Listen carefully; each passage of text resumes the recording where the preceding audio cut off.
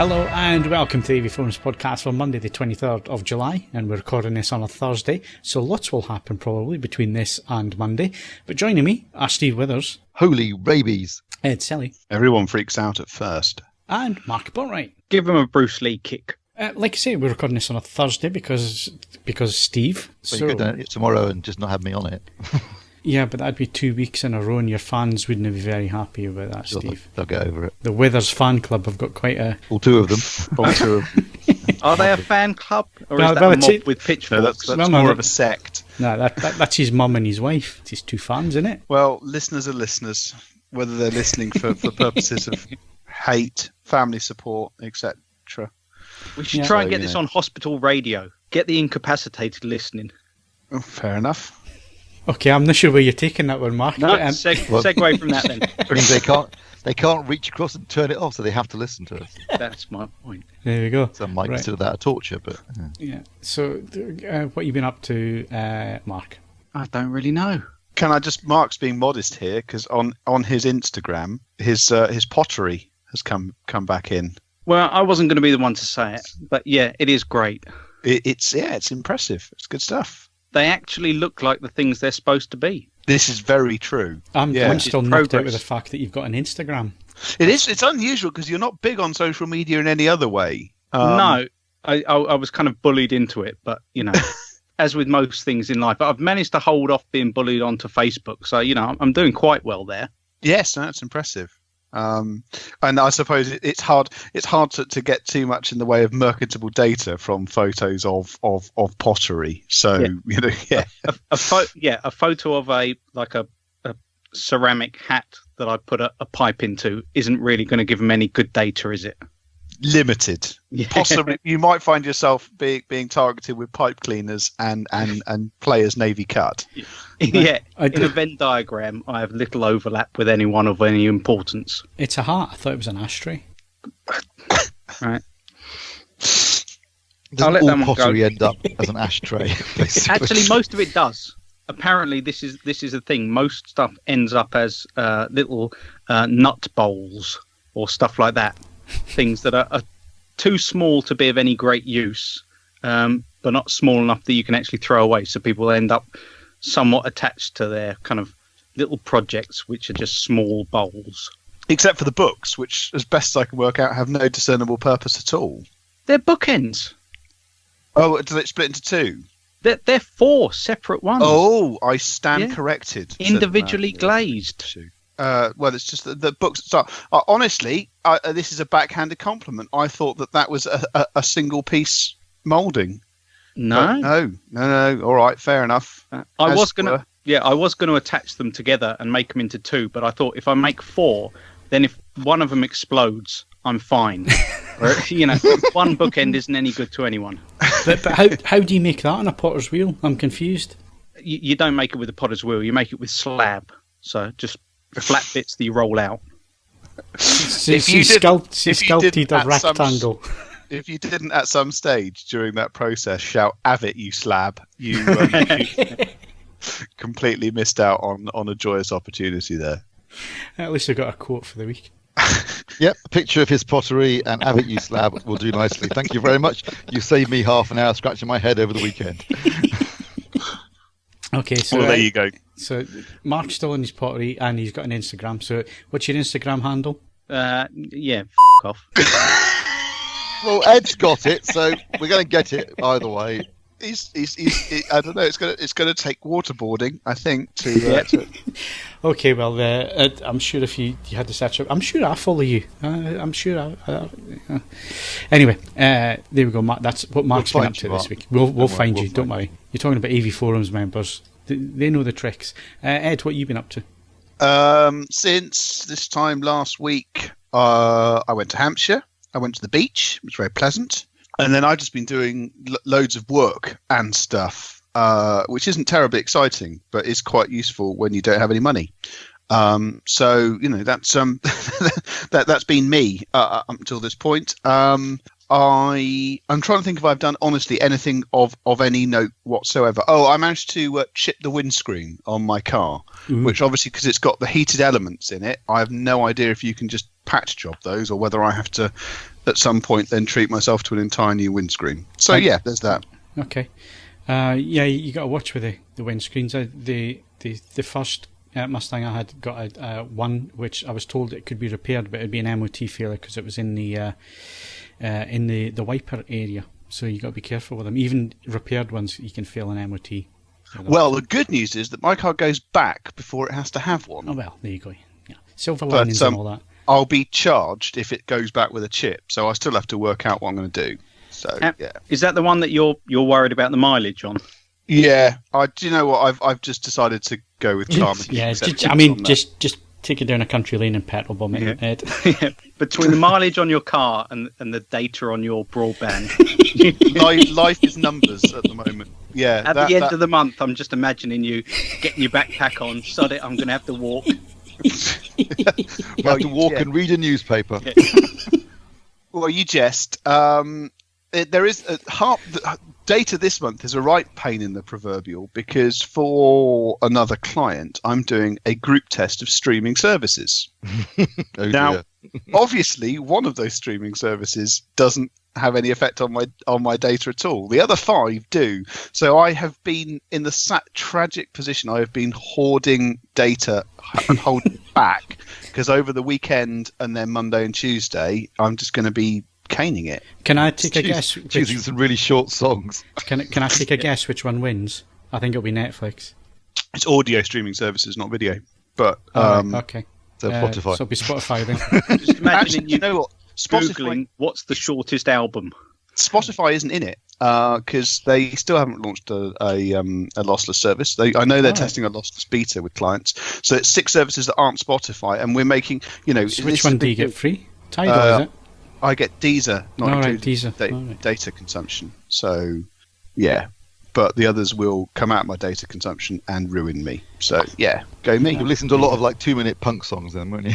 Unfortunately, you still got to do it 6 times, and I have to listen to a reasonable spread of stuff. So, yeah, there's no cheats on this really. I just got to, I'm reading books and listening to records, which is very exciting. But as a freelancer, Ed, obviously it's a cost of sale, is it not? So you just put that into your costs, don't you? You must be joking. Yeah, I've heard about that. It doesn't tend to work. I suppose it's tax deductible, if nothing else. Oh God, yeah. When in doubt, yeah. Oh yeah. Everything's tax deductible, right? What have you been up to, Steve? What have I been up to? I went to the coast last week, down in bollocks. Where was I? Dorset. That's Dorset. Down that way. Whereabouts? What I like. Begins with an S. It's a coastal resort. It was memorable. Swanage? No, Swanage. Swanage? Swanage. Yes, Swanage. That's it. I was in Swanage. Is this what happens when you get older? Do you just forget things? Well, I wasn't actually going to Swanage. I was going to see a guy in Poole for a custom install job. But whilst there, my wife said, "Let's go to Swanage." Ah, you could have popped in for a cup of tea. Down your way, wasn't I? Yeah. I know where. Yeah. I know kind of. I know where you live. Steady on. I've been to a house maybe you weren't there anymore. Or wasn't your house? I don't know. I've met you at a house somewhere in the Poole, Bournemouth area. You sound very hazy on all this, Steve. Yeah, I'm not great with. I'm not great with directions and things like that. So and addresses. So. And names and faces. No. Yeah, certainly that. But I have to say, a very nice beach. It was lovely. It was really hot and sunny last Tuesday, so that was nice. And I was in London on Thursday and Friday, which is why I couldn't do the podcast. And then what did I do the weekend? I can't remember. Oh, watched the World Cup, obviously.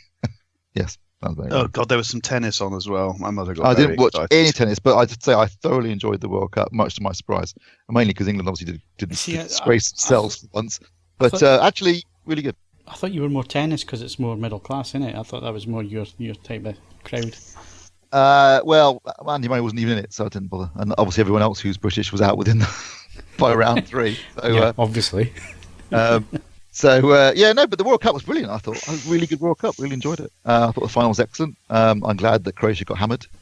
Although the third place playoff, the game no one wants to be in, was as crap as it usually is. Well, there you go. There we go. And I've been doing DIY this week. So not only have I changed my diet completely because I was a slob and now I'm not, and I'm cooking properly and eating properly, I've never done DIY in my life. And stuff. Well, hang on. Unless it involves building a home cinema.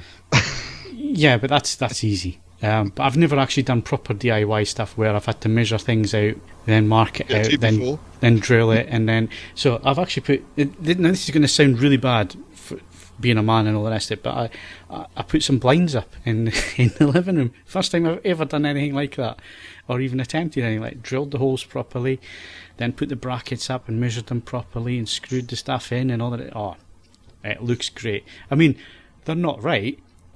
Yeah. Not level.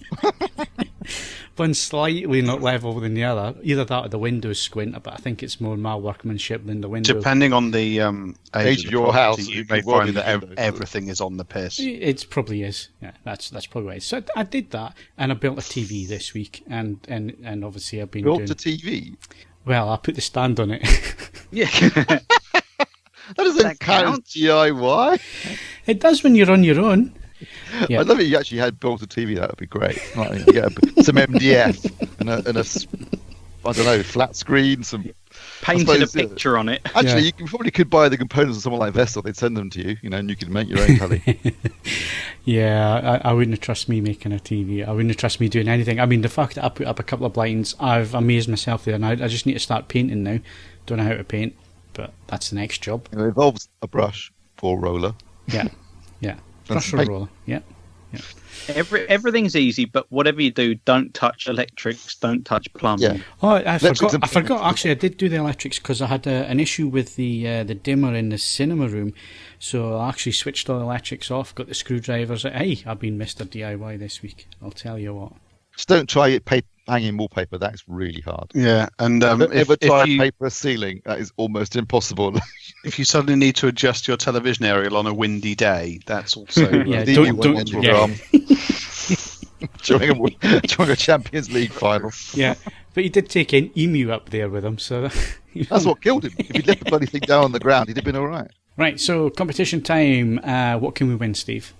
Just one competition currently, which is it's a good prize, mind. You can win a Samsung 55-inch Q6 QLED TV, courtesy of Hughes, and that competition closes on the 30th of July, so you've got a week there for that one. All competitions are open to eligible AVForums members resident in the UK. Previous competition winners. Right, got a few there. We've got PMR, he or she won Game Night on Blu-ray. Cos22998 won The Commuter on Blu-ray. And Jim McIntosh, good prize here, he won a BenQ TK800 4K projector. So congratulations to Jim. They missed out on naming that. They should have called it the TK421.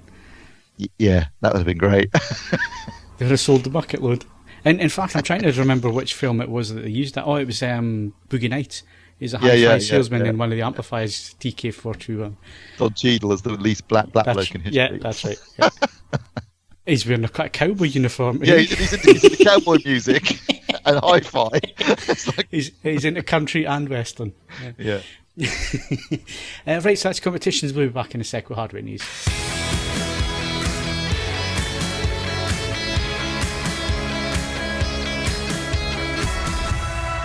Okay, hardware news. So let's start with some news. Breaking news on Thursday, so it's well out of date with the time you listen to this podcast. But Denon have announced two new AV receivers for the UK, the X4500H and the X3500H. You've already seen these, Steve. I was going to say, this isn't really breaking news. They were announced at their event back in... Yeah, they were announced at the event, but they are now available for people to go and buy. So the X4500, it's a 9.2 channel receiver, 200 watts per channel, DTSX, Dolby Atmos, Auro 3D now on board.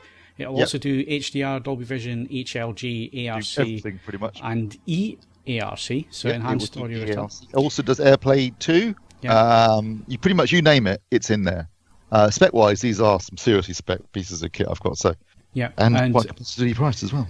Amazon Alexa in there as well. And Amazon Alexa, yes. So, like I say, it's pretty much everything you can possibly think of. So the X4500 is £1,499 and will be available in September, and the 3500H is £899, and it's available end of this month, beginning of August, and that's through authorised Denon retailers. So some nice looking kit there. We'll definitely get them in for review as soon as they've got some samples to send us. Always quality products as well when it comes to Denon.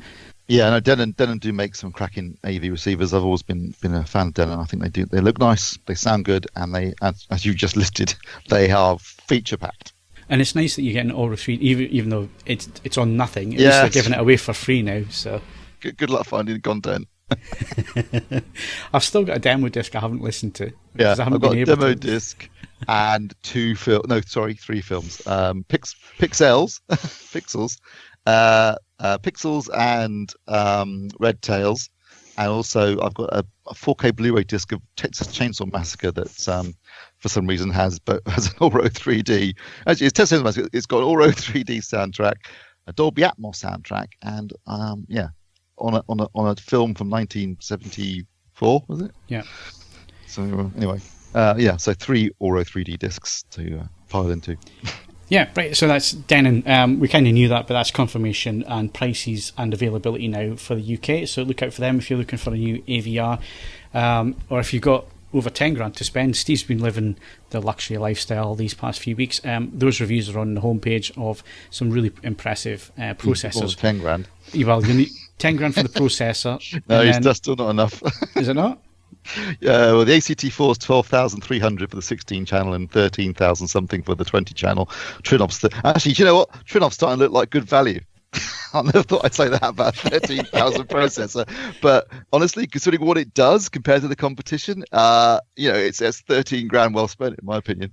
There's some hefty priced processors there, and then the Darts digital theatre system, which is an amplifier and speaker package, that's 24 grand. So so you need at least 50 grand, people. Or you can go and spend 1,500 quid on a Denon and be done with it. Right, so high-end audio, high-end TVs. It's getting to that time of the year where we're getting into quarter 3, quarter 4, and we normally, in Europe anyway, get some new product launched. So we're expecting some new TVs because IFA is along. So IFA is the big show which happens at the Messe in Berlin. It happens every year. I haven't been for a few years, but I am going this year. Steve, you've been a regular roving reporter, going over there every year.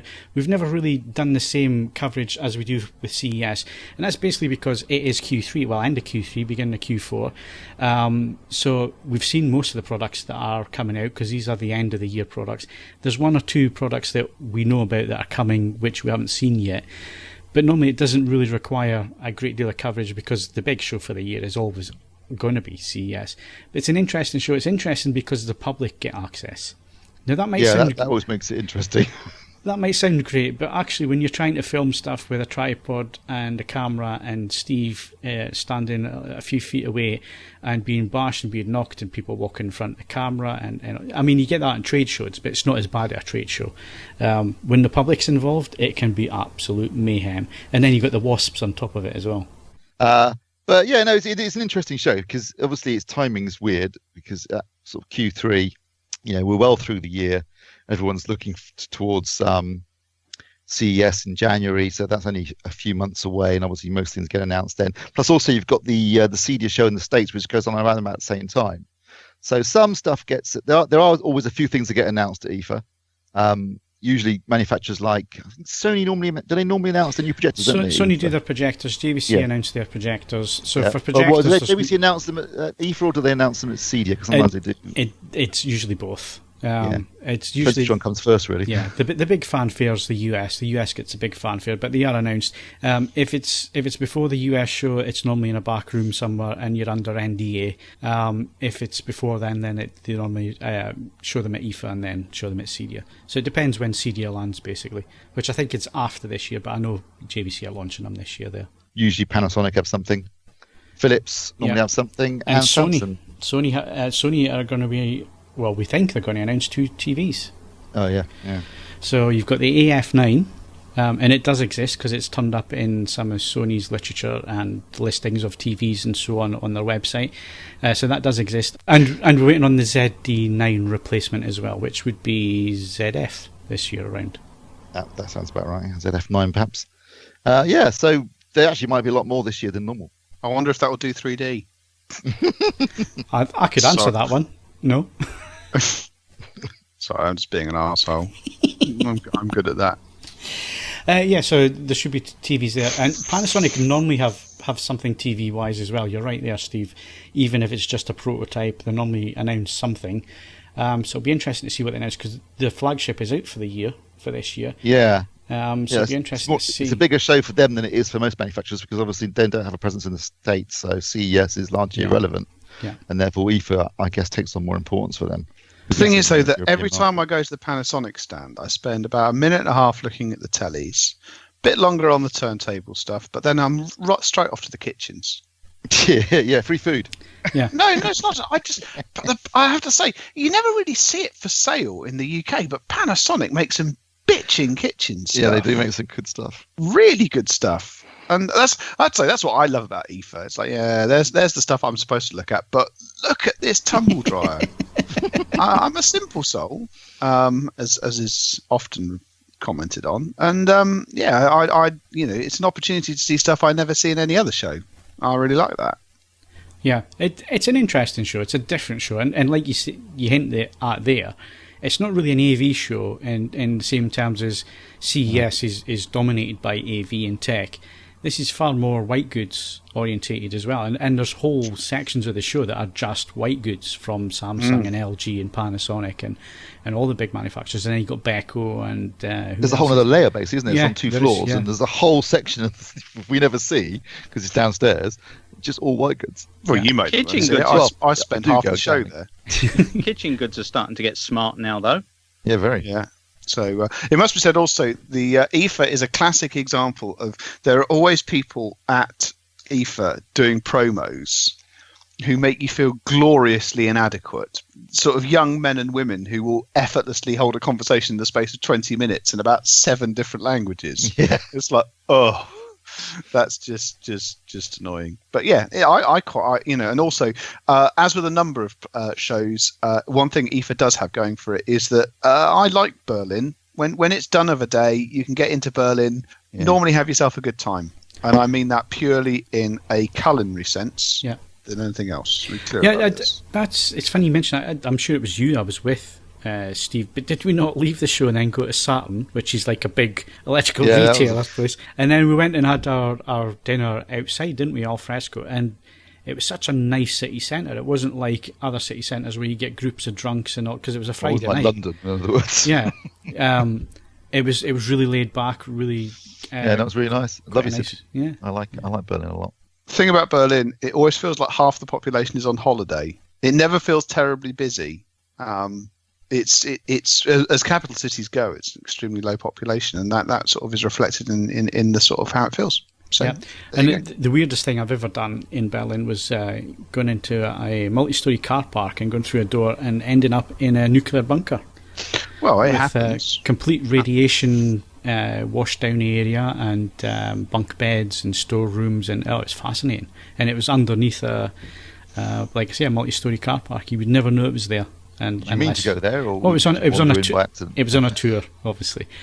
Because the first few years I went there, I went with different manufacturers, and each one of them wants to do their own thing, and it's normally the same things, like the Parliament building, and then you go along to Checkpoint Charlie and all that kind of thing. So I've done that a few times, but then I actually went with a German company called Teufel, the speaker manufacturer. Yeah.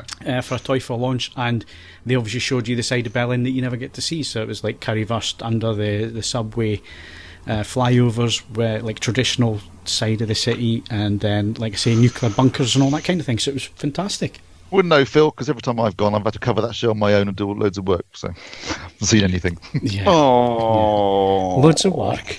Yeah, pull the other one. My favourite is, just as a final thing, if you are going to IFA and you fly into Berlin Schönfeld Airport, firstly, Schönfeld is like an exhibit, like a museum. Is that the old Nazi one? Yeah, no, it's the old East German one. Tempelhof was the old. That's shut, isn't it now? It's shut, but you can go in and still see it. I've been on a tour there as well. Schönfeld is like a sort of East Germany nostalgia trip. Everyone there doesn't seem terribly happy to be there, and it inexplicably shuts all of the restaurant bits 2 hours before the last flight leaves, just to make you feel really happy. But more importantly, if you are going to IFA and you are flying into Schönfeld, you can get the S-Bahn, the sort of overland tube, from the station to the centre of Berlin. Please be aware that the machines have never, in recorded history, despite having card slots in them, accepted a card, and you need to have exact change. And no vendor within 2 miles will give you change for something. You have to buy something grotty, pointless, and expensive to break the coinage. So bring the right coins with you to start with. That's public service announcement there. There you go. And if you're flying from the other one, which is Tegel. Tegel. Yeah, cool. If you're going to eat anything or you're going to have something to eat or whatever, do it before you go through security. It's lying on the other side. Nothing on the other side. It's lying on the other side. I made that mistake. It's lying on the other side. So if you want to eat or whatever, do it that side. But anyway, IFA's coming up. Both Steve and I are going this year. So it should be an interesting show. Like we said, we think there's going to be a few announcements TV-wise. It should be interesting. Hopefully, if the rumours are true, we'll see that. And lots of projectors possibly being announced as well. So it should be an interesting show.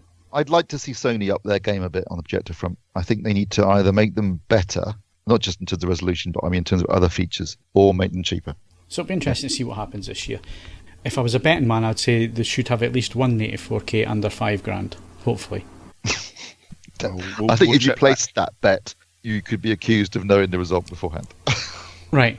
Okay. But I don't know, and I've never won on bets. I mean, I bet England was going to win the World Cup. Well, but that would be nice. Although there are, I suppose you could. Yes, I mean, actual proper native 4K, not some sort of jiggery pokery kind of thing. Yeah. Okay, so let's change the tone slightly and put some headphones on. Ed, you've been looking at some JBLs. Now, JBL not really known for their headphones, really. They're more known for to me, they're more known for their high-end home cinema speakers.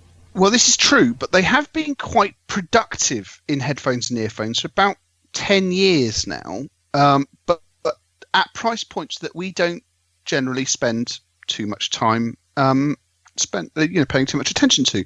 But I was talking to a representative of the Harman Group a couple of months ago, and they said that they had these headphones coming out. So that they are Bluetooth enabled and they've got active noise cancelling. That's fair enough. How much do they cost? And it was like, they're 90 quid. Really?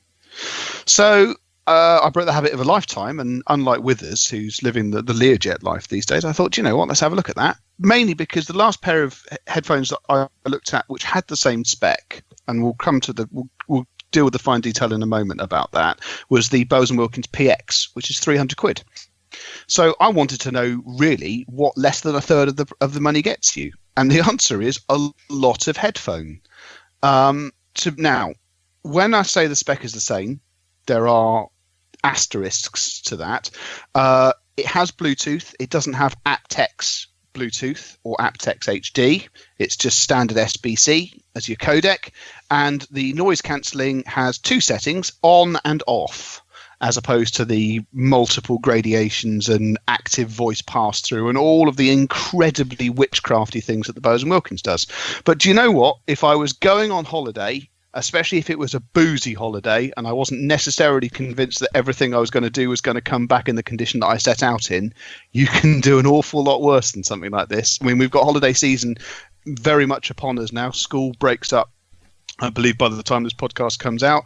So if you're looking for a means of simply keeping your family at bay when you're heading off somewhere and budget is a bit restricted, you could do an awful lot worse than have a look at something like these JBLs. You sound like a man speaking from experience here, Ed. I'm not going on holiday this year, but that's by the by. But equally, I've done enough time in shall we say, child-rich environments to know that noise cancelling is possibly mankind's greatest invention after the wheel. What you get out of the JBLs is not anything like as sophisticated as the more expensive models that we looked at, but they are an awful lot cheaper, and viewed as a proportion of price to the proportion of performance that you get, they are pretty much a bargain.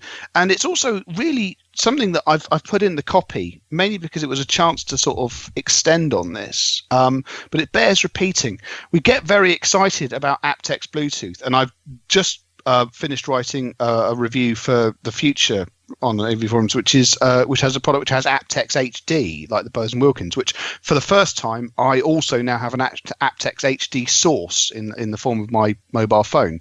Now it sounds absolutely phenomenal. aptX HD is genuinely impressive at what it can do, but the key is that you need both ends of that. If you're listening to this and you've got an iPhone or an iPad, it doesn't matter if the product you're buying is aptX certified or not, because it doesn't have aptX. It's pure SBC as a codec, so it doesn't matter. The JBLs in that instance, they're going to do what they do, and you're not going to be missing out on any sort of qualitative improvement.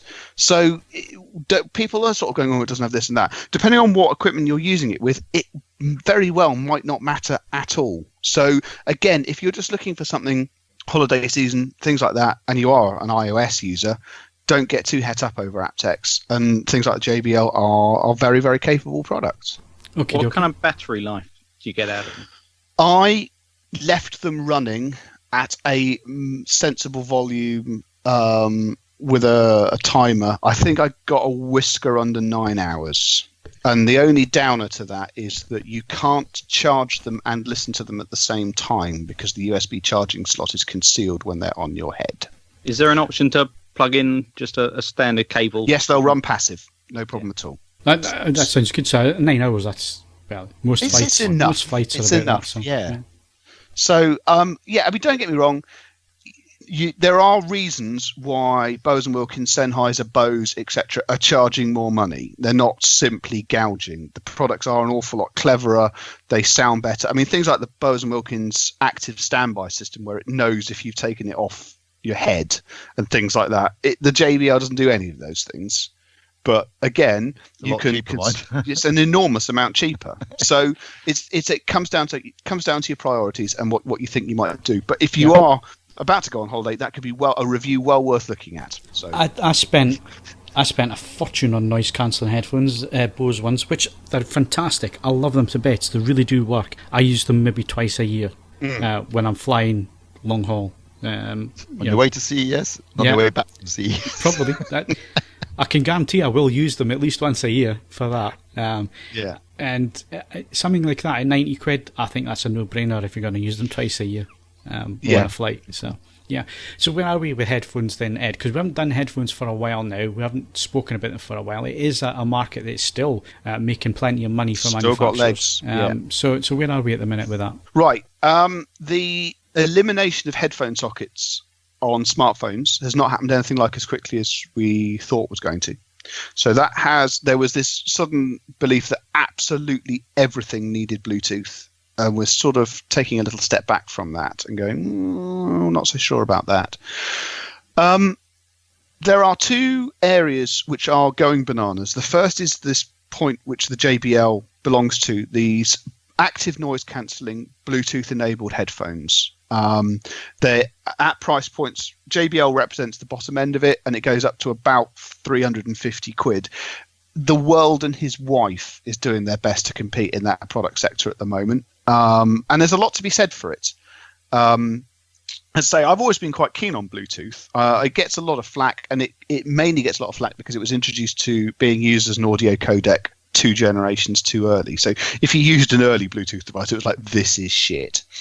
And that isn't the case anymore. As I say, I've just finished a review of an amplifier with aptX HD, and the performance, it's not a convenience feature. It's a genuine input that competes with anything else on the amplifier. Really impressive. And there's plenty of products with aptX and aptX HD. That's a sector that's going bananas. The other one that seems to have genuine legs is really premium headphones, and that's going to be the next model. That's the next price segment where a review will be coming from, over £1,000. And that sounds ridiculous, but really it's a reflection of the fact that for most of us, we don't get the opportunity to listen at the sort of volume levels that we'd love to. Life, the universe, and everything gets in the way. And dealers are cottoning on to the fact that for many customers, rather than selling them a pair of loudspeakers that they can use at kitten's breath volume most of the time, they would be better off buying a very, very good pair of headphones and getting more use out of them. So I am going to be looking at a pair of headphones which are ideal for that situation. I'm not going to give anything more away from it at the moment. But yeah, they're genuinely impressive. And also, I need to stress, they're from a well-known headphone brand. So it's not me pulling something out of thin air there. So we'll see where we go from there. The other area that's still going bananas, it's not something that's been of huge interest to AVForums readers. So we've took the conscious editorial decision to stop reviewing them. But earphones, again, gone bananas, and the price points where you're seeing growth are really quite odd. Things like Sennheiser replaced the IE800, which I did do a review of years ago, with the IE800S, £870 for a pair of earphones, which is an extraordinary in-ear headphones. In-ear earphones, yes. Wow. And honestly, Sennheiser appears to be able to sell every single pair they can make. And AKG, sister company to JBL, they've got in on the act. They've released a set of earphones, which model number escapes me embarrassingly. They're £800, but they have a function which I've not seen before, which I think is absolute genius. You can use them as a conventional wired earphone into a high quality headphone amplifier or the like, but then you can detach that headphone and you can attach a Bluetooth module to them, which just wraps around the back of your neck, and use them over aptX with a smartphone. And they can take calls and do all sorts of other bits and bobs at the same time. And I've got to be honest, I have got the Sennheisers here and the AKGs here.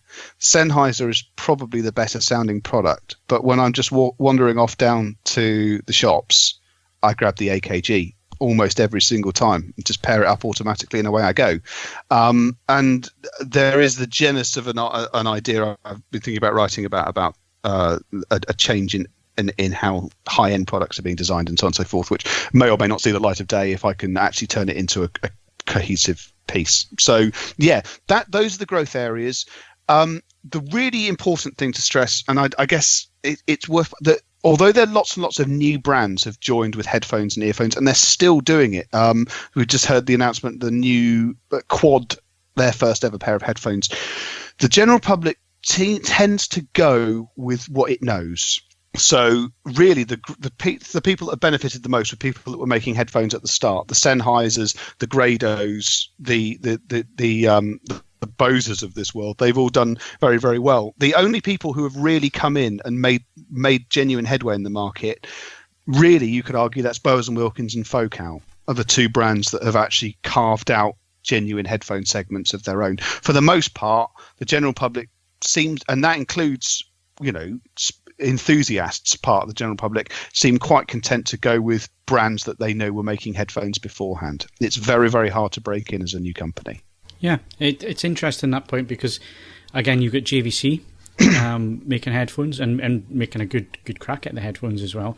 Sony, people forget about Sony, but Sony have been making headphones for a long time as well, and it's a big marketplace. So, and those are brands that people would, I would think, go to before the more expensive brands that make the better product. I think people are more inclined to go for Sony and that kind of name that they know. This is true. But that's as much, it's one of those things. I mean, especially when you look at certain high-end headphones, they're such alarming looking things. You think, do I actually want that on my head? There's some further work needs to be done in aesthetics and design for a number of companies. No, I was just going to say, that aesthetic style, is that not kind of just appealing to almost like when you see footballers arrive and they've got the giant pair of headphones on? Well, no, that's a defined category in itself. The skull candy bin lid school of design, and that's perfectly recognised. I was more referring to Grado, who are obviously a very established headphone manufacturer. High-end Grados, let's be honest, are an acquired taste, and they are an acquired taste in every single sense of the word. You either find them quite comfortable or incredibly uncomfortable. They leak so much noise, you might as well just bolt a pair of speakers to your side of your head. And the use of materials, the woods, the leather, you essentially... See, I think they look good. I really do like them. Yeah, well, this is the thing. A number of people do, Mark. You're far from alone. And there are times with high-end graders where I've listened to them and they make everything else sound broken. But then 20 minutes later, I'm thinking, I want to get these off my head because they aren't comfortable. So if we're looking at the market, Ed, Steve's been spending a lot of time with seriously high-end audio equipment. How high-end can you go with headphones? Is that a market now? Yes, it is. Ooh, it's yeah. it's not a huge market, but Stax, Abyss, companies like that, they comfortably occupy the 5 to 6K point. What were the ones we listened to a couple of years ago, Ed? Was it a Bristol? Oh, that was the Orpheus? Sennheiser Orpheus. They're 40. Yeah. £40,000, but that's as much Sennheiser basically using them as a technology demonstrator and to draw. But Abyss, I came to the conclusion I didn't have 40 grand ears. Abyss do not make. Well, you're 55-year-old, Steve.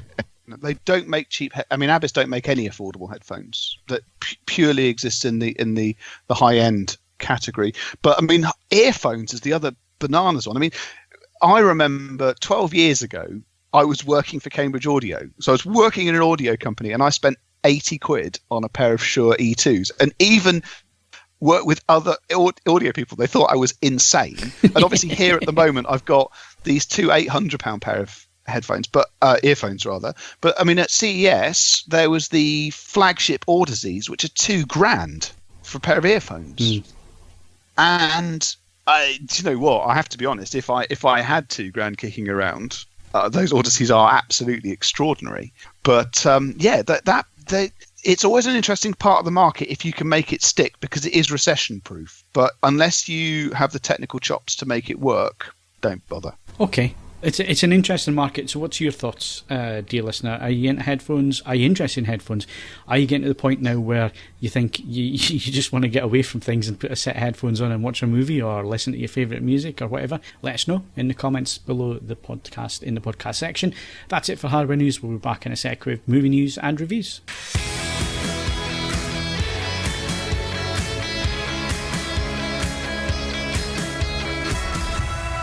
Okay, so movie reviews. We've got 2 reviews, well, 1.5 reviews, really, because we reviewed Skyscraper last week, but Steve has to get his rock fix.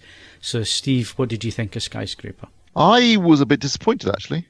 It was a typical rock film. It was well made. He played a likable character, had a twist in it in the sense that he was disabled and was missing a leg through a backstory they explained at the beginning of the film. And it sets out it still pretty clearly from the beginning. It's a Towering Inferno meets Die Hard. But I could have done with I just felt that it was a bit lacking in the action front. There wasn't enough Die Hard in this film, or enough Towering Inferno, really. Or enough adult theme. Did you think it was a bit too PG-13? Yeah, I mean, it was just, there was like a whole section where basically it's The Rock trying to get back into the building. Which involves him, by the way, climbing up a 96-story crane, which would have taken, if you could do it, and I don't think anyone could, even The Rock, would take hours. That sequence goes on for ages, and it just seems utterly ludicrous. It's like, why did he stay in the building? And, why leave the building? I know there's a plot point for why they leave the building, and I think the main reason was so they could show a bit of Hong Kong, although if you actually know Hong Kong, you realise quite quickly that obviously they're the aerial shots of Hong Kong. They're the special effects shots seen from inside the building looking out the window at Hong Kong. But anything involving ground level stuff, apart from when they're on the Star Ferry, is obviously not Hong Kong. It's obviously Vancouver. But you have to know Hong Kong to know that. But it was just way too clean and tidy to be proper Hong Kong. I think, Steve, for a rock film, you're reading a little bit too much into this. But anyway, my point is, for a rock film, I wanted action. Really. I know what you're saying. There's not much action in it, is there? In terms of him not fighting the terrorists, there's very little of that. You see, that's what I thought was a bit too PG-13. They weren't villainous enough. There wasn't enough darkness in it. There wasn't enough, jeopardy, really, for me. So I scored it as a 6.5. What did you score? Yeah, I'd scored it at 6. Right. Which gets to this point. I also felt it was lacking in humour. Did you find it there was a low with the eroticism level for The Rock as well? Yes, he was wearing a suit a lot of the time as well, so you didn't see much. Well, yeah, okay. Well, there we go.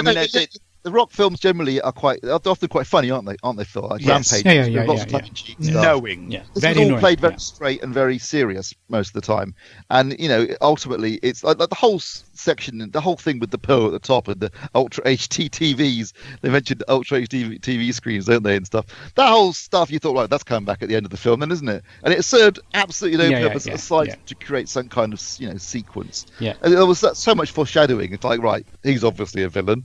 He's obviously a villain. Yeah. That's going to come in important later. That's going to come back later. Yeah. That's going to come. But it's one of them films, though, really. And the thing is, it's said for me anyway. I don't know. Maybe I just picked it up. But at the start of the film, when it's a 3,500 foot skyscraper, you're just thinking, all right, okay, whatever. This is obviously a bit out there, and some of the technology was a bit future tech. And again, you're like, all right, okay, fair enough. Crack on. It's there, obviously, to tell the story. So I didn't think too negatively about the stuff that you're mentioning there, Steve. But it is very, very much paint by numbers.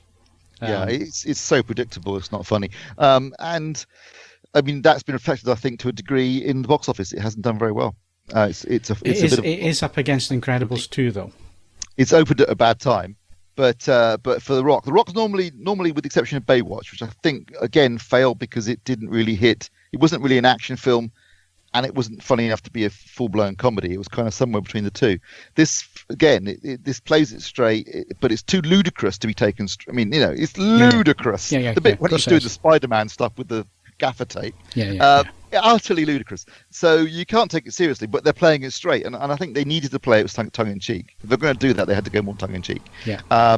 And that's probably where it fails for me. I think normally his films will open strong, even in a competitive marketplace with Incredibles 2 doing gangbusters business in the States. But it's opened poorly, and I think people just looked at it and thought, you know what, that's not really doing it for me. Yeah. Okay, so some of the things you mentioned here are relevant to Incredibles 2. Obviously, it is a sequel. We've already had the setup about the whole family and the superpowers and all the rest of it. So you're starting at a point where you know the characters, and obviously it starts more or less straight after the first film. The thing is, for me, it's a kids' film that's too adult, and it tries to be too adult and bores everybody in certain sections. And again, it lacks a little bit of action, and it's really predictable. You know exactly who the bad guys are right from the start. But again, it's a kids' film. So for me, it was a bit of a mixed bag, really. It wasn't as groundbreaking as the first film, but then you're never going to get that again, because obviously the first film was the first time that we'd seen these characters and seen the world that they inhabit and all the rest of it. So there wasn't any of that surprise this time around. It was more a continuation of the story. But I did find myself looking at my watch a few times through it, and it was during some of the dialogue scenes which I thought were really... The dialogue was a bit intense for the kids that were there. See, I don't even think it is a kids' film. I think the people who are most excited about this, to me, seem to be those who have fond memories of the original. I know like kids me. are vaguely that's excited me. because it's animated. Yeah. But I think it's more targeted towards those, But you see, if you've got the problem fond is, memories of the original. I have fond memories of it, and the problem is that they're trying to play it for both markets. That's what they're trying to play. They're trying to play it for both demographic, and they miss on both, because the dialogue sections are too adult for the kids, yet the dialogue sections are too boring for the adults. And you just want things to move on because you've already predicted where things are going. You already know who the bad guys are. The setups are so obvious as to where things are going with this. Don't get me wrong, it's enjoyable, it's funny. There's a number of laugh out loud moments. Jack Shack the baby absolutely steals the film for me. The sequences that he's in and the way that they play with that, and there's a lot of really big belly laughs from everybody during those things. It just felt a little bit disjointed. It felt a little bit like it was trying to aim at both markets and kind of missing on both. The first time around, it had that charm, it had that newness. You hadn't seen this before. It sounds very much like the kind of standard line for a sequel that's made a little bit too late after the original. Yeah, it is a bit like that. But don't get me wrong, it's really enjoyable. It's far better than Skyscraper. I'd score it at 8.5. It's definitely worth going to see on the big screen. It looked beautiful. It looked absolutely stunning. the little short before the main feature is really quite touching as well. Really, you know what Pixar are like. They'll pull at the heartstrings. It's exactly what they do with some of this stuff here. It's just, for me, it was just a little bit too predictable. It was a little bit like they were overreaching, basically, a little bit. Whereas I think if it just tightened it up and gone in slightly different directions with certain scenes, or even just cut them all together, for me it did feel a little bit like the story would have been fine for a TV animated and not on the big screen, if that makes sense. It just felt a little bit too predictable, a little bit too staid for what should be. After the first movie, it should have been better, basically. So I was a little bit disappointed with it. It'll do well though. It's timed nicely. It will do massive numbers. I mean, that's over 500 million in America already. Yeah, that was the first screening of the day. It was packed. Absolutely. Yeah, all I know is that my nephew's ridiculously excited for that, and Teen Titans Go as well. Apparently, I've got to go soon. Never even heard of that one. Yeah, I remember I enjoyed one generation of the Teen Titans cartoon series. I think it's a couple of iterations old now, but I used to enjoy that. Good stuff. So yes. So maybe I'm being a bit harsh, I don't know, but that's certainly my feeling on that one. But it's worth going to see, and go and see it on the big screen. It looks great. It sounds fantastic. It'll be an outstanding 4K disc when it comes out. It will be amazing. Yeah. Do you know, that's what concerns me a little bit when I was watching Skyscraper. I was thinking, I'm not even going to bother buying this on disc. Didn't bother buying Rampage either. I feel we may have passed the point of peak rock. I think 3 films in 7 months I've seen of his, and I looked at what's coming. I looked at what he's got coming out next year, and I thought, not really interested in most of this. The greatest trick The Rock ever pulled was convincing the world he passed peak rock. I thought the Fast and Furious spin-off with Jason Statham, I'm well up for that. But I saw the trailer before it for the Meg, and I can't wait to see the Meg. It looks fantastic. I just hope it's not a case of the trailers make it look fantastic and it's dire. But I don't know. There is an outside. Actually, yes, they're better than outside chance that that's an issue. But we'll see how it goes. I just want to see Jason Statham delivering the line, "It's a megalodon" with a straight face. It's absolute genius. And it's just cannot wait to see that. And one of the characters even say, "Are you serious?" Yeah. It's just like, I can't wait to see that. That looks brilliant. Yeah. Did you see the "Don't Go Quietly" advert, Steve? Yes, I did. Yes, I did. Don't go quietly tonight if you're having a midlife crisis. Buy a bright Ford orange. Mustang. Bright orange. Film's opening this week. I am definitely there Wednesday night. Yep. No, Wednesday night. Mission Impossible Fallout opens. I really like the Mission Impossible films. Actually, I'm not perhaps as manic about them as Kaz is, but I've really enjoyed them, and they have got better with each iteration. And I think the most recent, the one before, Rogue Nation, was really, really good. Was really good. Let's Rouge stop Nation. Let's put a kibosh on this now. Rogue Nation was good, and this is a direct sequel. I think it involves it follows on from that film, and it looks really good in the trailers. And I am looking forward to this big time. Yep, got my tickets booked already. It looks fantastic. I had to ask you today what the previous film was, because I don't have great memory of it. I'm going to hunt it out and watch it before Wednesday. Yeah, I picked up the 4K discs of the Mission Impossible films. Never. It's not like you to buy 4K discs, Steve. And I haven't really got time, unfortunately, to watch them all before next Wednesday, but I'm quite looking forward to revisiting them. Particularly, as Kaz mentioned, I think, when he was talking about it a couple of weeks ago, I'm looking forward to seeing the first 2 again. Now they've given them, brand new transfers and stuff, so that'd be good. Also, coming out this week on Friday is Hotel Transylvania 3. I can't believe there's 3 of these. There's 3 of them. I quite enjoyed the first one, actually, now I think about it. But if you haven't seen it, it's basically Adam Sandler and friends doing voices for an animated film about a bunch of Universal monsters, Dracula, Frankenstein, the Wolfman, etc., running a hotel. And unusually for an Adam Sandler film, it doesn't make me hemorrhage. At least the first one didn't. The first one was quite watchable, actually. I suppose because he's not him physically in person, so that might help. But they've been very popular, so yeah. And obviously, we're getting a lot of films coming out now that are tying in with the school holidays. Hence the release of The Incredibles so much later than it was in the States. And the same goes for Ant-Man and the Wasp, which is the week after. I'm still not going anywhere near cinema. I did think about I might be doing more. Going back to cinema now. You've got. I did too, but it's quite a long way away. As I said at the beginning of this, I am not ashamed to say I have read more books in the last 2 months than I have in the preceding 2 years. I have actually properly revisited the section of my record collection, which went into exile with me, and I have been picking around on Netflix, because it obviously doesn't come out of my data allowance, provided I don't go 4K, which I'm very glad. Give us a book recommendation then. I've been reading, and I make no bones about it, but this is a recommendation from my mother. I've been reading the Mick Herron series of books, which is a sort of... is that the author, or is that the kind of a... He's the author. Guide to fishing. He's the author, so he may or may not be good at fishing. I don't know. And they are a series... They're sort of former spies, which you may or may not find I do tiresome. like a spy. No, I do like a spy book. Well, as in they're real former spies, or is it about a I think he has some experience of the subject. And you've got Spook Street, Dead Lions, Slow Horses, and Real Tigers.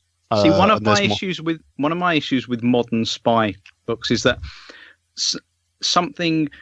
there's something troubling about, in the modern era, they can't recapture the kind of, I don't know, not the cool, but there was a certain atmosphere to the cold spy stories. Absolutely. That as soon as you're dealing with, insurgents and terrorist cells and things like that, it just doesn't grab me in the same way. So I like something old school. I want a Russian double agent, that kind of thing. Well, these aren't bad at all for that. The one thing they avoid, which really annoys me about a lot of modern fiction, is that modern fiction, often the protagonist starts and they're a chartered accountant.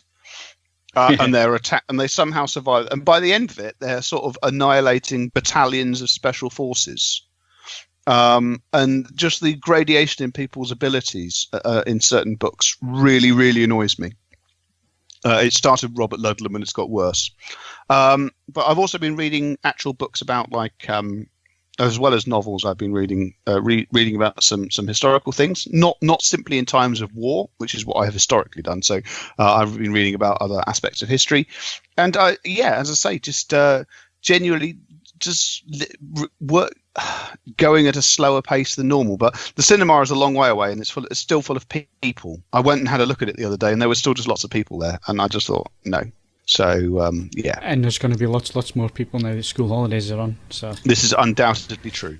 Unfortunately, you best avoid the place. Right. So if we're not reading books or going to the cinema because it's a school holiday time, what can we buy on Blu-ray to watch in our home cinemas in this heat, Steve? With the projector Not running? a good week.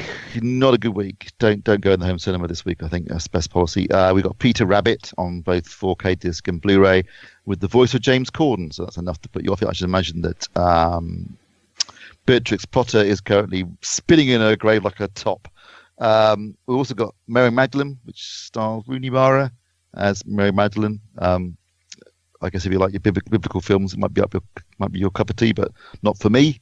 And also a reissue, really, an older film, The Navigator, Medieval Odyssey, which I think was Vincent Ward's first film of any note, who was originally going to direct Alien 3 and then got the boot and was replaced at the last minute by David Fincher. And The Navigator actually is not a bad film. I quite liked it. I saw it years ago, back in the late 80s, and that's got a new Blu-ray release. Okay, and UHD? UHD wise, apart from Peter Rabbit, we've also got nothing big coming out this week, but announcement wise, Hereditary, which has been getting very good reviews, and I do want to see it at some point. That comes out on disc in the States, at least on the 4th of September, and on the 25th of September, just announced yesterday, although it was rumoured heavily beforehand, Solo, a Star Wars story, comes out on 25th of September. And also on that date, we get American Psycho, actually, which I'm probably going to pick up because it's a film I quite like. I think it's really funny. And then rumours at the moment, although these seem to be pretty accurate, these rumours these days, it looks like Ant-Man the Wasp, which doesn't even open in the UK cinemas yet, will be getting a disc release on the 16th of October, in the States at least. And The Incredibles 2, again, that opened earlier in the States, so it might be this will come out a bit later in the UK. But that's getting rumoured to be coming out on the 6th of November in the States. And also, apparently, Warner's are working on a 4K disc release for Superman the movie, because that will be getting its 40th anniversary in December. And also Universal apparently working on a 4K release of Schindler's List. I'm not sure I want to sit through Schindler's List in 4K. No, It's pretty grim viewing at the best of it times. is. I bought it on Blu-ray, watched it once, and put it back on the shelf, and it It's shall not sit something you there. watch over and over again. Yeah. Great piece of filmmaking. The guy I follow on Twitter, it's obviously this week that we're recording it in, it's last week of school, and one of his kids, they've been watching a film, as you do, for the last week of school, but the teacher selected The Boy in the Striped Pajamas. Oh God! Coming home crying. Yeah, well, it would appear that it's gone. It's not exactly gone down a storm. I mean, I respect the idea of teaching people about what is a very, very important thing, but would it necessarily be my go-to? I don't go on holiday film. On my last day before holiday, I think we played Kaplunk. Well, I think that's very wholesome. Yeah. Connect Four. It's always the first person to play wins. Yeah, exactly. I mean, unless you're playing someone who suffered a traumatic brain injury, the first person to play wins. Yeah. Can I also, I don't know if we're getting to Netflix or anything like that, but can I just say I discovered I don't know how long it's been there, but Netflix UK, to no one's greatest surprise than my own, has got Cowboy Bebop on it at the moment, all 26 episodes. The episodes are only 20 minutes long. If you haven't watched it in the 20 years that it's been out, do so. It's bloody marvellous, and you don't have to be particularly keen on cartoons or anime or anything like that. I just think it is a great television series, one of the great pieces of science fiction. Well, watch it.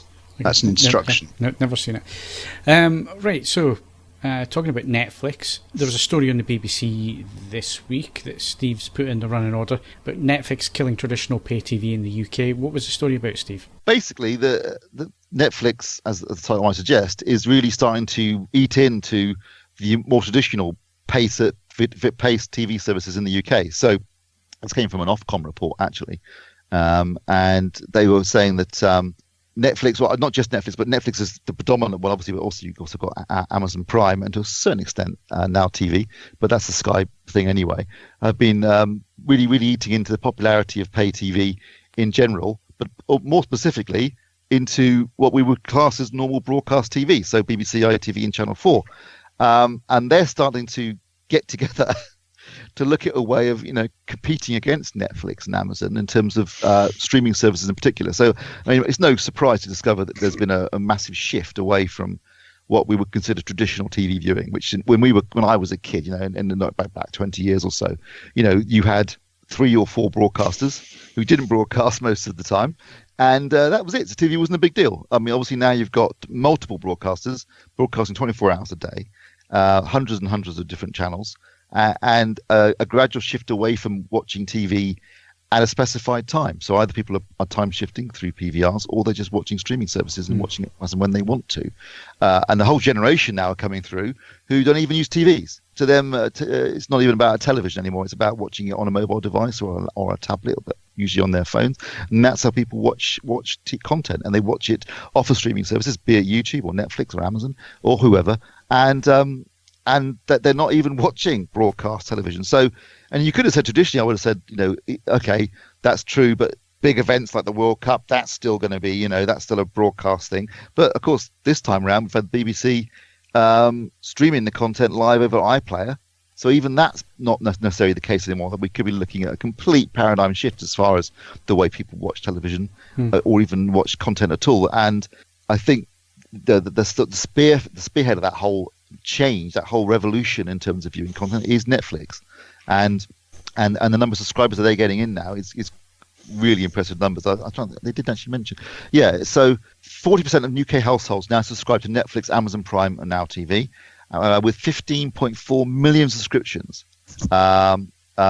which has passed the 15.1 million people who subscribe to Sky, BT, Virgin, and other satellite cable providers. So that's basically what it means is that the streaming services have now surpassed the traditional pay TV services in the UK, and obviously are also making serious inroads into the traditional broadcasters. So basically it looks like BBC, ITV, and Channel 4 are talking about putting together a streaming service of their own, maybe a joint venture. We see they have to do that, because the one thing that Netflix and Amazon have done is push the cost up in terms of making drama and in terms of making TV series, because they have been pummeling money into it. So obviously actors' fees go up, directors' fees go up, post-production fees go up. And then when you've got traditional broadcasters like Channel 4, Channel 5, the BBC and so on, they struggle to compete because people expect higher wages and higher costs and so on because they're getting that from Netflix. So although the article only just touches on that, that's got to be a big area as well of worry.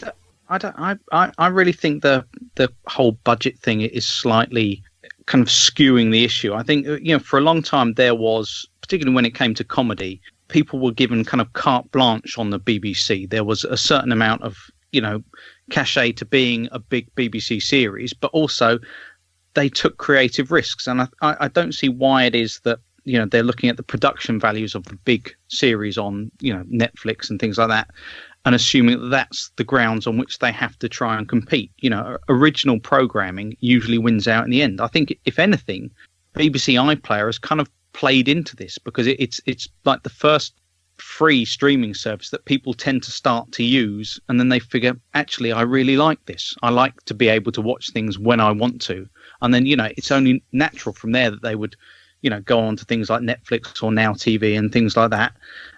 It's got a slick UI, and also there's the fact that people tend to engage with things in a almost as via social media in the old way that they used to talk about water cooler moments and stuff like that.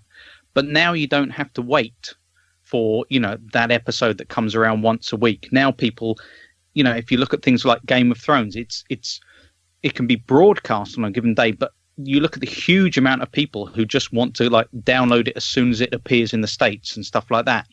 People want that kind of instant gratification now, and I think it's that if they club together, there's more than enough quality content on things like ITV, Channel 4, and even Channel 5.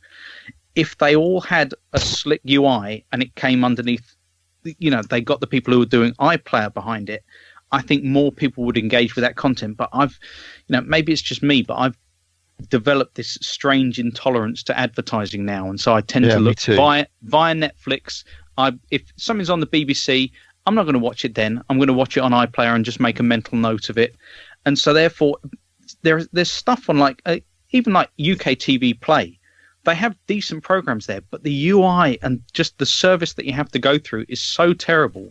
I don't know anyone who uses 4 on demand or Channel 5's one or anything like that, because they're terrible services in comparison to the iPlayer. I signed up for whatever you call the Channel 4 one now. All 4. I know. And because I really wanted to watch something, and I know. I switched. And it they off. make you sign up as well. That's the thing. Yeah, I switched off after because it came to the advert breaks, and of course there's the wait for the advert to start. You can't get through them. Yeah. I mean, I actively, if I'm watching, I mean, I don't know about anybody else here, but I don't generally watch live broadcasts.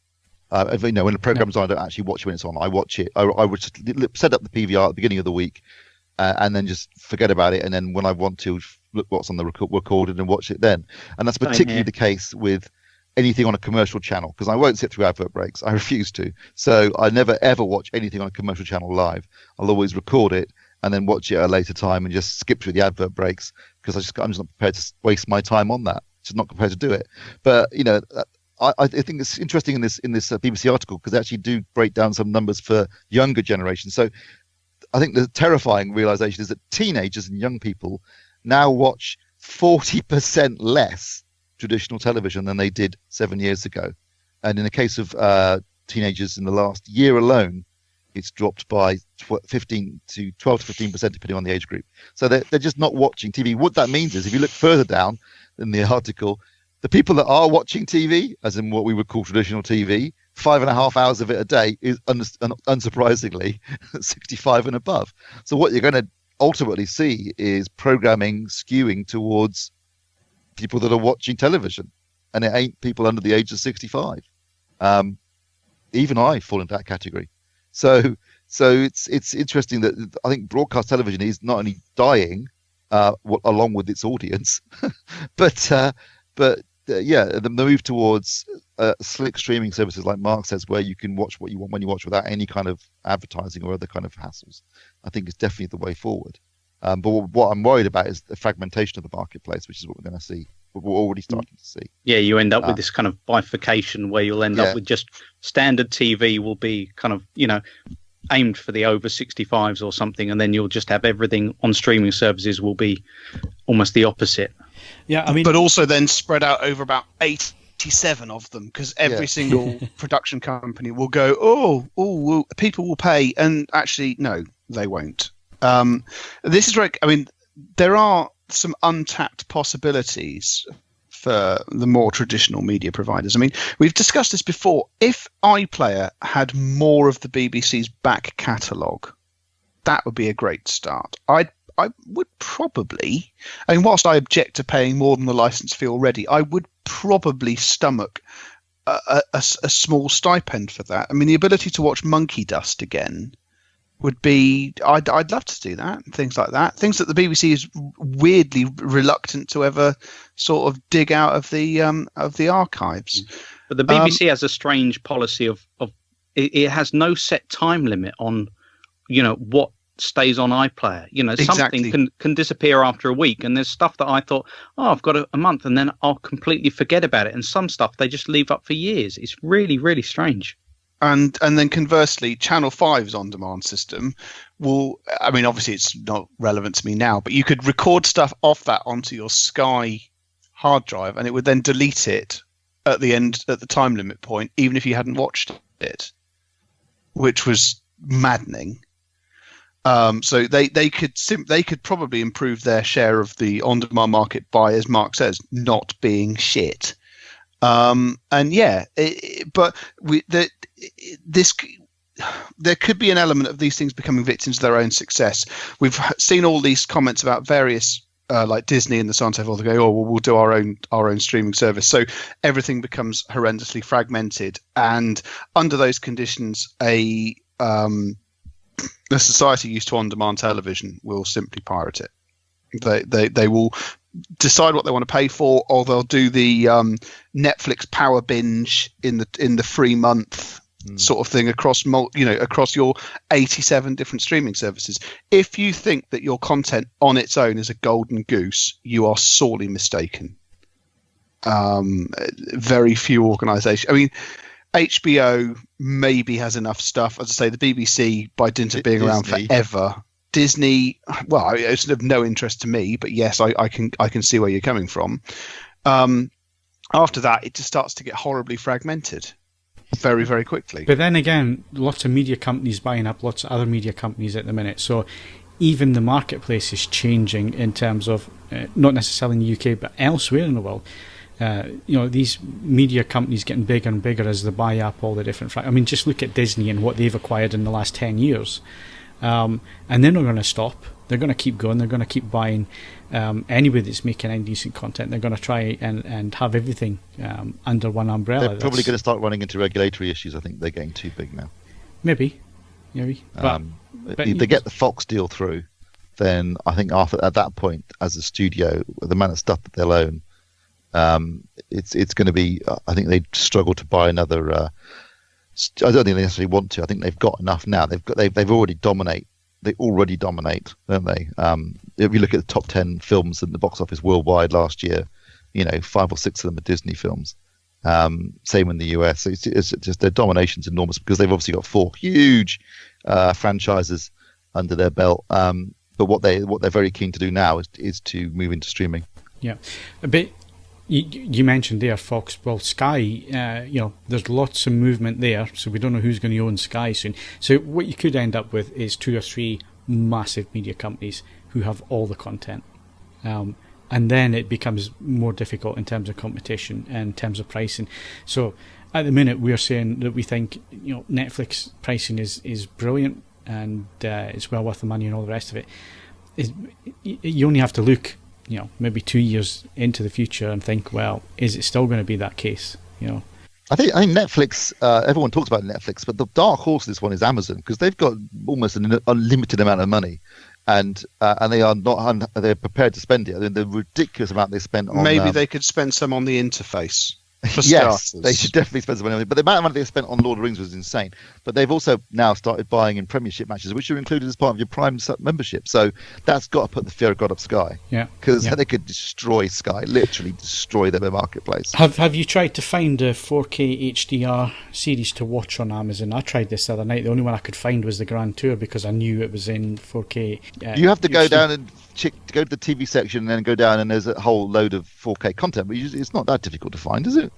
I tried that the other night, and that 4K section didn't appear. Yeah, it's there, but I've got to say that is a dreadful interface.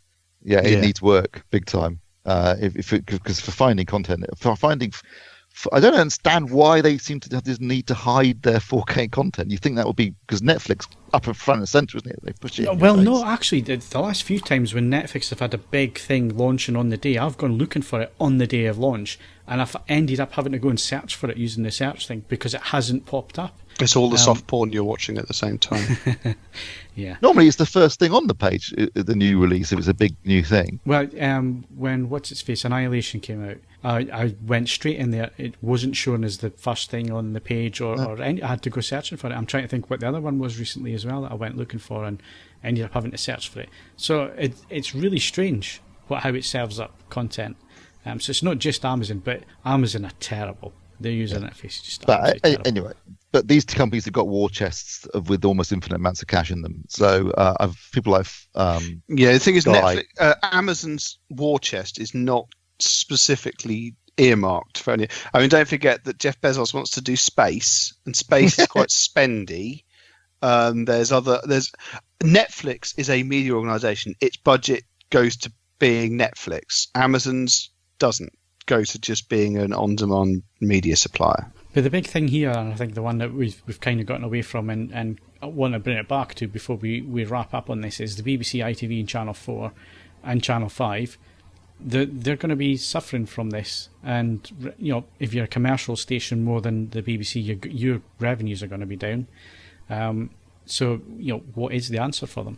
If they put all of their content underneath in a service like iPlayer, where I could stream BBC shows, no adverts, and then I can search easily for a show that was on Channel 4, Channel 5, whatever, and I accept that I will have to have adverts, but those adverts will load quickly, and that I can just mute my TV and look at my phone for those 3 minutes, and that kind of thing, and it's all under the same interface.